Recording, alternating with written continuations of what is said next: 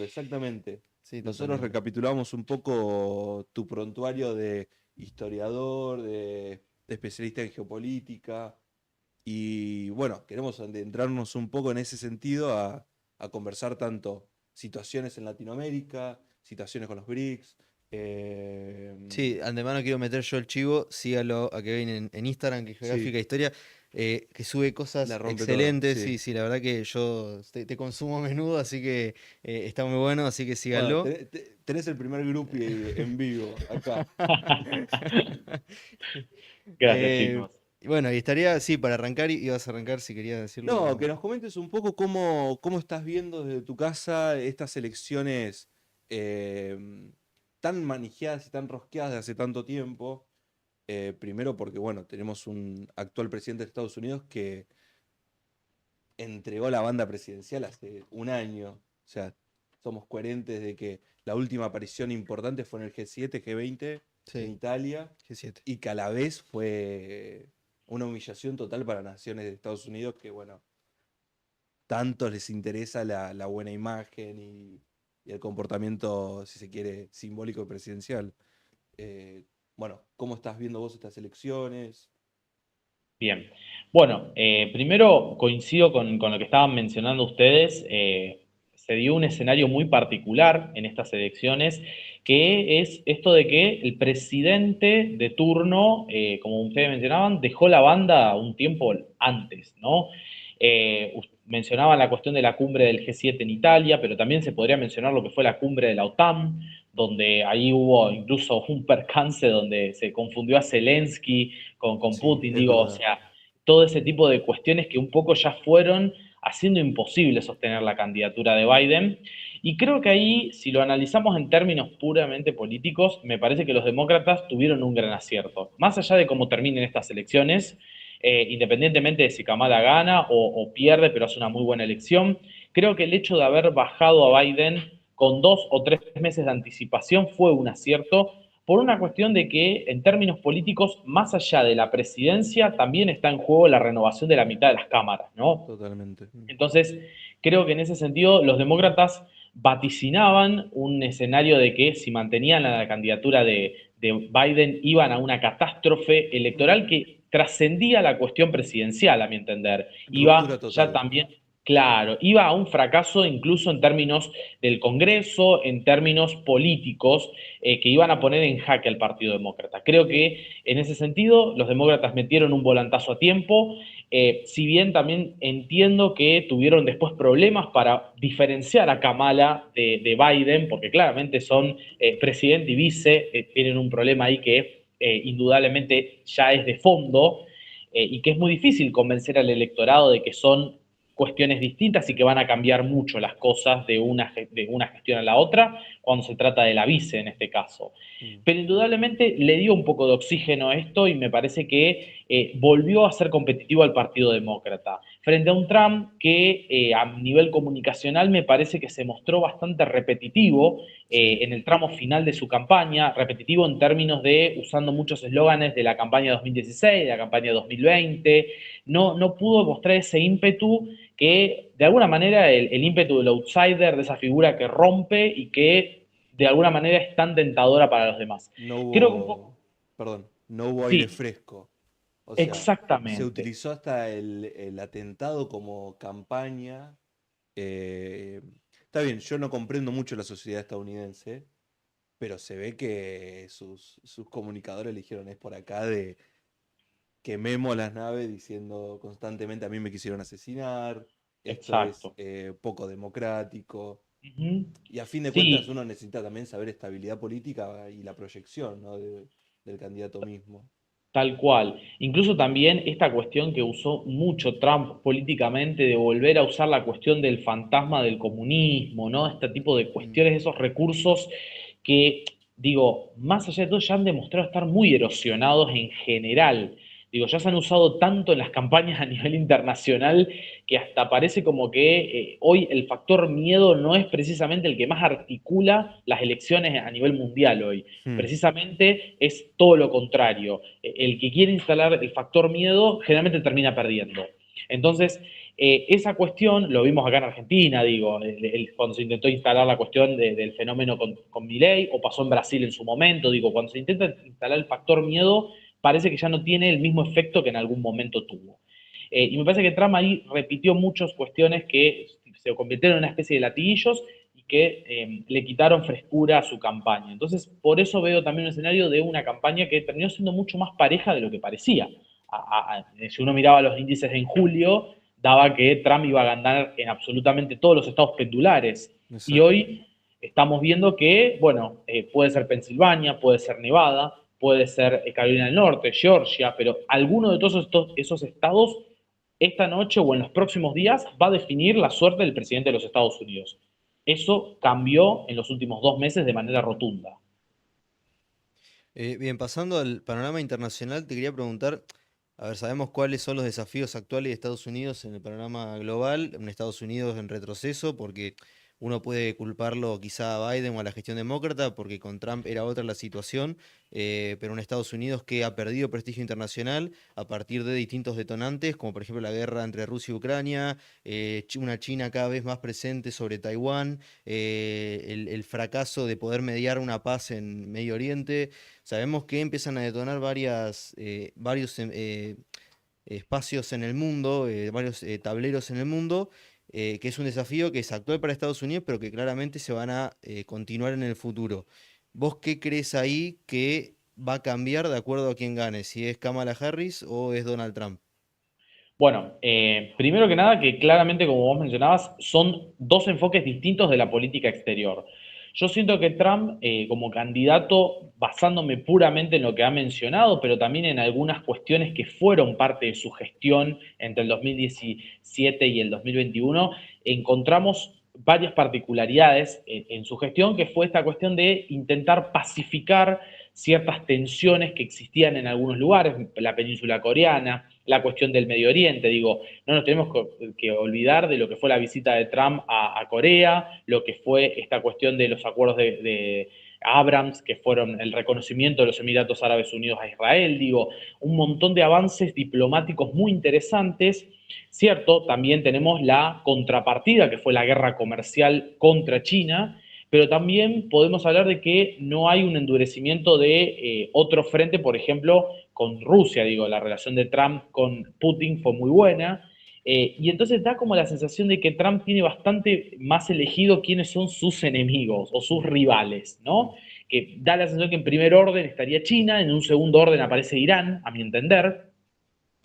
Y después, bueno, puede haber algunas fluctuaciones que se van dando conforme va pasando el tiempo y conforme la región, ¿no?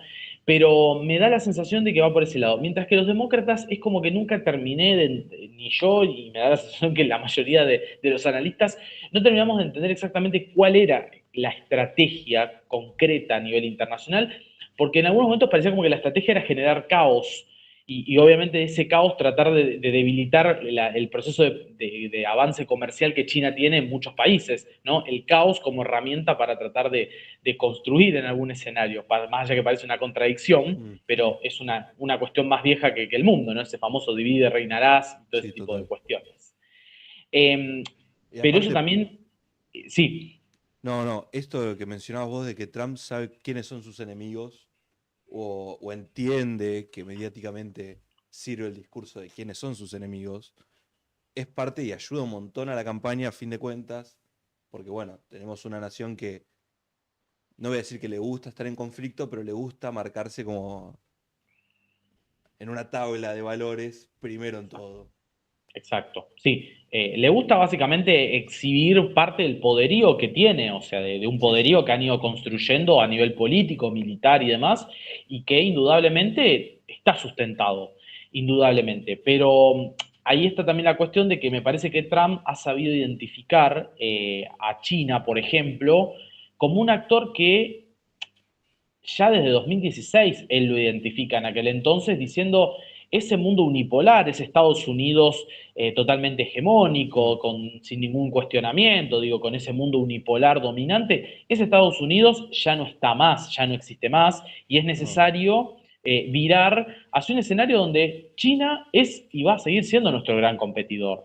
Entonces, si China va a ser nuestro competidor, lo mejor que podemos hacer es tratar de tener vínculos formales con la mayor cantidad de países, evitar conflictos, evitar esta imagen del país que se mete, que invade, que interviene, el país conflictivo todo el tiempo, ¿no?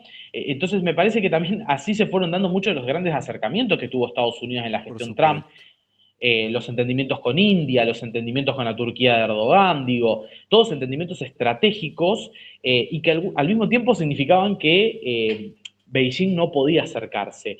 Todos esos casos se fueron desvaneciendo justamente con el cambio de gestión y por los errores, a mi entender, demócratas en política internacional. El alejamiento de Arabia Saudita en términos económicos, el alejamiento en algunas cuestiones de, bueno, de Rusia ni hablar, ¿no?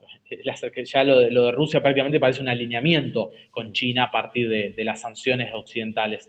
Pero incluso lo vimos hace 10 días atrás en la cumbre de los BRICS, cuando vimos la reconciliación entre India y China, que ya es una carta fuerte, ¿no? Estamos hablando de dos países con enemistades históricas, que no significa que van a ser aliados, pero sí que están, por ejemplo, limando algunas asperezas. Bueno, todo ese No, y tipo de además son cuestiones, las poblaciones más grandes del mundo, ¿no? Que es dato no menor. exactamente. Recursos, materia prima, capital, estamos hablando de naciones sumamente importantes. Exactamente. Entonces me parece que los demócratas ahí, más allá de la estrategia que hayan intentado imponer y demás, lo único a mi entender que han logrado es un poco robustecer el rol de Beijing en este escenario internacional y creo que en la actualidad, bueno, Trump si llegara a ganar tendrá ese desafío y los demócratas tendrán también, si llegaran a ganar ellos, el desafío de ver cómo si van a sostener esa estrategia disruptiva o si en algún momento van a intentar tejer algún puente con alguien. Digo, van a intentar Claro. tejer de vuelta algún puente con los saudíes, ver si en algún momento dejan de estar tan a la ofensiva contra Rusia. Bueno, si aflojan en algún aspecto, porque inevitablemente todo lo que vemos en el último tiempo favorece más a China que al propio Estados Unidos. Y en términos de, hablando puertas adentro, ¿no? De el Congreso estadounidense, siendo quien sea el que gane, ¿qué postura van a mantener? O este lavado de imagen o nuevos aires que uno podría llamar en estas elecciones, también mantienen esta política exterior ciertamente distante o conciliadora.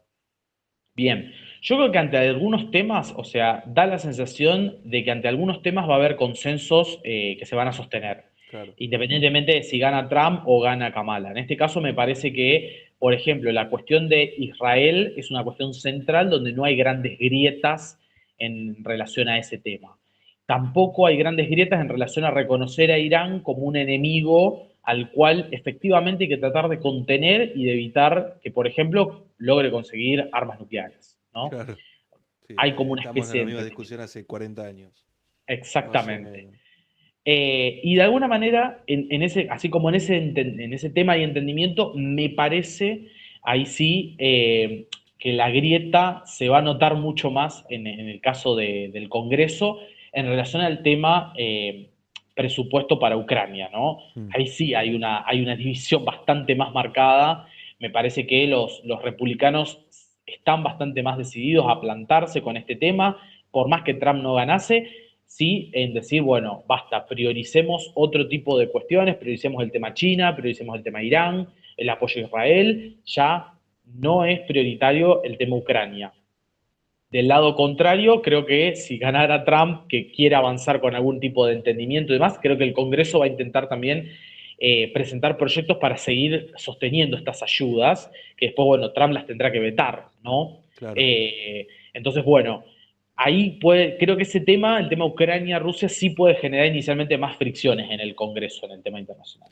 Y Después es una incógnita qué va a pasar con América Latina, ¿no? También, es que bueno, nos afecta. Justo eso te iba a preguntar, yendo a otro, quizá no detonante, porque es una región que por lo general se mantiene más apaciguada, pero hemos visto cómo China quiere integrarse más dentro de lo que es toda la región y cómo Estados Unidos lo ve como un peligro. De hecho, hemos visto acá, tanto en el gobierno anterior en Argentina, el gobierno de Alberto Fernández, como durante el actual gobierno, cómo ha habido un acercamiento a Estados Unidos, lo que tiene que ver con las Fuerzas Armadas, el reequipamiento militar, donde se ha habilitado una compra que ha sido ya una política de Estado, porque la empezó el gobierno anterior y la terminó de concretar el gobierno de Javier Milei. Entonces vemos cómo ¿Y cuál fue quizá la llave ahí para negociar eso? El peligro de no comprarle esos aviones o ese armamento militar a China. Entonces vemos cómo hay Hay una sí, se entrada de alinea. China, claro, una Sí, entrada de China, China quiere entrar a la región y bueno, la región que trata de moderar a ver hacia dónde va. Entonces, en Exacto. relación a China y en relación también a cuál es la visión que vos ves de cada uno de los candidatos más allá de China, o quizá vinculada. ¿Cuál crees que va a ser la política exterior de Trump o de Kamala Harris con respecto a la región América Latina en general? Y si también querés hablar de Argentina en particular. Yo creo que ambos, hay un consenso en general en que efectivamente, tanto de republicanos como demócratas van a cambiar las formas desde ya, pero sí me parece que hay un consenso en que hay que tratar de frenar lo que es la influencia, como ustedes mencionaban muy bien, cada vez más clara de China en la región. Bien, entonces ahí es donde yo creo que van a usar instrumentos completamente distintos. Creo que los republicanos están dispuestos en este sentido a apostar a, por ejemplo, ejercicios navales conjuntos mucho más importantes, o sea, mostrar el músculo militar con los gobiernos que sean afines, con los gobiernos aliados, y en algún sentido tratar de presionar económicamente por ahí a aquellos que están en un limbo, ¿no? En ese péndulo. Pienso, por ejemplo, el caso de Brasil, ¿no? sí, Mientras que me parece que los demócratas apuestan más por el poder de disuasión, ¿no? Intentar disuadir, intentar de alguna manera también llevar un alineamiento más paulatino, a veces con políticas crediticias, a veces con ese tipo de cuestiones, convencer de que, bueno, hay que buscar un equilibrio y que Estados Unidos no es el Estados Unidos del Plan Cóndor y demás, tratar de moderar justamente para que muchos países no se terminen de encolumnar definitivamente detrás de China. claro. Creo que la gran apuesta y el cambio de estrategia se ve muy claramente en parte de los demócratas, por ejemplo, en relación a Brasil. Hay muchas políticas crediticias que está dando precisamente en el último tiempo Estados Unidos a Brasil, de las cuales no se hablan y demás, que también explican un poco este giro que tuvo Lula en el segundo año de su gobierno. Eso te iba a Un preguntar. Lula, claro, un Sí, Lula que estuvo mucho más cerca, si queremos ver en términos políticos, de Estados Unidos que de China. ¿Bien? Claro, que Un había Lula, empezado por lo contrario, más cercano a China, ¿no? exacto. El primer año se dio todo un acercamiento muy claro hacia China, pero se muy juntaron a tomar marcado. el té con los yanquis y dijimos, bueno, Exacto. vamos a arreglar. Sos el Vamos a país arreglar, más claro. importante de Latinoamérica.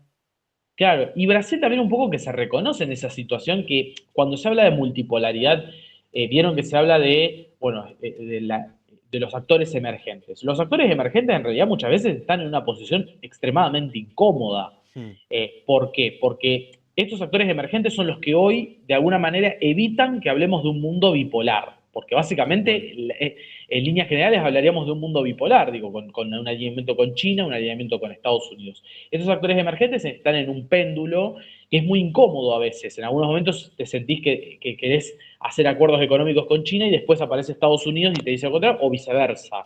Y que a la vez Eh, ayuda a diversificar la rivalidad, si se quiere. Exactamente. Entonces ahí tenemos como que para los países que son emergentes y que están aprovechando esta multipolaridad es muy beneficioso. Digo, son países que no es casual que estén creciendo mucho económicamente, que estén aprovechando diplomáticamente todos los beneficios que le trae esta posición de ser la perla o la joyita que buscan tanto Hmm, China como Estados Unidos. Y ahí, bueno, ahí tenemos a India, tenemos a Turquía, y Brasil es uno de no, por esos supuesto. también. Es la figurita difícil. Es la figurita difícil de Sudamérica, sin lugar Sí, a sí. dudas. Y creo que Lula, más allá de sus particularidades y demás, entiende, como entiende la diplomacia brasileña históricamente, Itamaraty, que esa política pendular es necesaria para sostener un poco esa posición beneficiosa para Brasil en términos actuales. Y con respecto a Argentina en particular, nosotros hace un rato hablábamos de cómo quizá no creíamos esta visión de que automáticamente va a haber una buena onda entre Trump y Milei porque Milei lo quiere o se referencia en No, él y lo fue a ver a un meeting. O sea, como sí, que sí. No se van a distinguimos. textear mañana. Exacto, distinguimos lo que Exacto. es relación de negocios o política de lo que es relación personal, si es que la hay, porque también tenemos el antecedente de Macri, pero ¿vos qué crees, por ejemplo, que va a haber una mejor relación con una Kamala Harris o con un Trump, o cuál va a ser la relación ahí, en particular en Argentina? Bien. Bueno, es muy interesante también lo que van mencionando porque yo creo que el gobierno argentino en general más allá de quién se defina mañana o en los próximos días, yo creo que el gobierno argentino, por A o por B, va a terminar tomando la postura. Si lo hace, si gana Trump, creo que el comunicado va a ser vía redes sociales de Milei. Sí, Creo a que, ver, claro, sí, repostea un byte de rebord. Imagínate si no le va a hacer exacto. una publicación a Tal Donald. cual. Claro, ahora si ganara Harris, yo creo que Milei no se va a pronunciar él desde su cuenta personal, sin embargo, obviamente para eso están los Cancillería canales sí, Cancillería totalmente. sí, Y más ahora exactamente. sin Mondino. Más sin Mondino y más con Wertheim, que Por era quien supuesto, estaba allá en la en Estados embajada, sí. Unidos. Así que es como una carta que hasta le vino como anillo al dedo en esta situación, diría. Bueno, bueno, ahí no sé si da para entrar en política Nos vamos, nos interior, vamos. nos vamos de tema, pero estamos hablando que la aparición de este personaje no fue, o sea, fue adrede, Claro, a eso voy. Sin lugar a dudas, sin lugar a dudas. Es el endurecimiento de la política de alineamiento, por lo menos con Por Estados Unidos, y supuesto. fuertemente con Israel.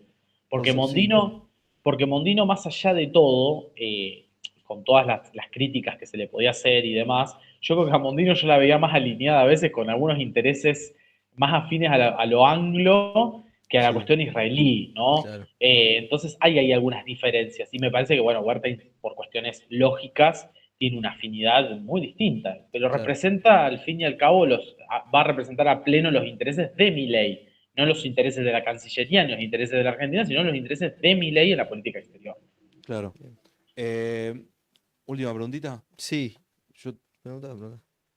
no tiene que ver con la geopolítica, pero tiene que ver con claramente la política estadounidense. Ujú. Que las anteriores entrevistas no lo escuché y me olvidé de decirlo. ¿Cómo reacciona la sociedad estadounidense a nuevamente una candidata mujer?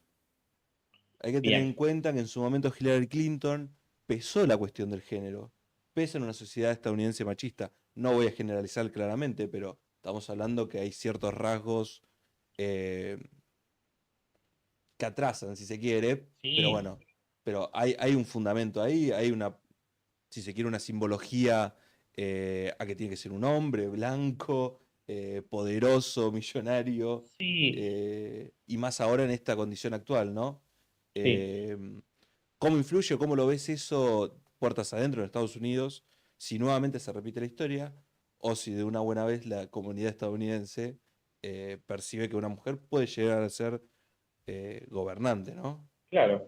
Bueno, yo en ese sentido coincido con lo que ustedes estaban mencionando, me da la sensación también de que en términos de lo que es una candidatura femenina en Estados Unidos, siempre me da la sensación que más allá del machismo blanco que existe en Estados Unidos y que Sí, está muy presente, a mí me parece también que en Estados Unidos hay también un machismo afro y hay también un machismo latino, por que se ha supuesto. sostenido y que se ha reproducido en los últimos años con muchas figuras que son paralelas a las candidaturas del Partido Republicano.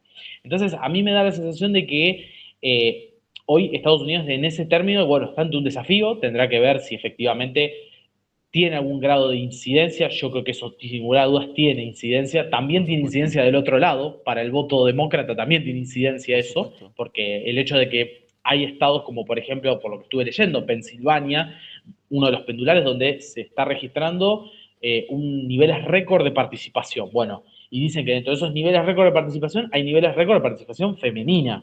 Bueno, eso también es una cuestión a leer dentro de este parámetro y dentro de lo que es esta elección, ¿no? Por lo que representa Trump del otro lado, y no necesariamente tiene que ver con pura y exclusivamente con comentarios que Trump haya hecho contra las mujeres, sino por políticas No, como no. Y los porque pronunciamientos aparte sobre el aborto. enaltece el ideal, si se quiere, o la cuestión ideológica que es completamente contraria a lo que la sociedad a veces quiere percibir, Exactamente, ¿no? exactamente. Y cada vez Entonces, al elevar ese ideal genera en la sociedad que repercute igual o que se claro, extienda la violencia, la agresión, los exacto. abusos. O sea, Indudablemente, eso violencia, también. violencia suma violencia, nada más. Tal cual. Y a mí me parece que en ese sentido, y diferenciando por ahí, y por eso creo que también Harris es más competitiva también que Clinton en su momento, por dos razones. Primero, me parece que más allá de que, podríamos decir, Harris está muy pegada a la gestión de Biden, ¿no? Porque claramente es su vice. pero más allá de eso creo que logra encarnar mucho mejor esta imagen de la mujer que tiene descendencia latina, se representa otro tipo de estándar que por ahí no lo representaba Hillary. Hillary era más la mujer del establishment, ¿no? Del Total. establishment puro y tradicional, digo. Cuando hablamos de familias tradicionales en la política, el primer nombre que se nos va a venir es Clinton. Y creo que un poco también eso le pesó muchísimo a Hillary por el desgaste que ya traía la gestión de Obama en sí mismo, pero también por el desgaste de su apellido. Claro. Que también frente a un outsider, un candidato rupturista y demás, creo que Trump lo pudo canalizar muy bien. Hoy creo que Kamala representa o tiene más posibilidades electoralmente por esos beneficios, esas posibilidades que su apellido, por lo menos en sí, más allá de que tiene un recorrido político muy extenso, pero su apellido no está tan pegado a la idiosincrasia de familias tradicionales, digo, los Bush, los Clinton, etcétera. Que es, al fin y al cabo, lo que a veces la ciudadanía busca, ¿no? Romper con los apellidos prácticamente hereditarios de la política. Entonces creo que por eso también es un poco más competitiva y sumado, bueno, a distintos factores, hoy nos encontramos en un escenario totalmente abierto en No, por términos supuesto. electorales. Pero bueno, Bueno, muchísimas gracias, Kevin. Estaremos atentos, en esto estamos todos en sintonía, sí, sí. atentos a las redes a ver qué sucede, el conteo a conteo de cada estado. Así Y que, para bueno, tu alegría, tenés más groupies en el chat. Que sí, te están mancando mucho, te así está mandando que, mucho, así que bueno, bueno, gracias por venir. eso, y les comunicamos a todos, sígalo en Instagram a Kevin, que sube muy buen contenido, geográfica e historia. Y que Así no viene que mal educarse un rato, videos de un minuto. falta mucha totalmente. educación geopolítica, relación internacional, así que muy buen laburo haces. Bueno, un gustazo, Kevin, y Que nada. sigas bien y espero que nos sigas sintonizando. Por supuesto, chicos, no, nos mantenemos en contacto, voy siguiendo también la transmisión y mientras voy viendo el mapeo de cómo va evolucionando todo Estamos esto, todos así igual. que estamos Bueno, todos iguales. Un muchas gustazo, gracias. chicos. Abrazo grande. Nos vemos.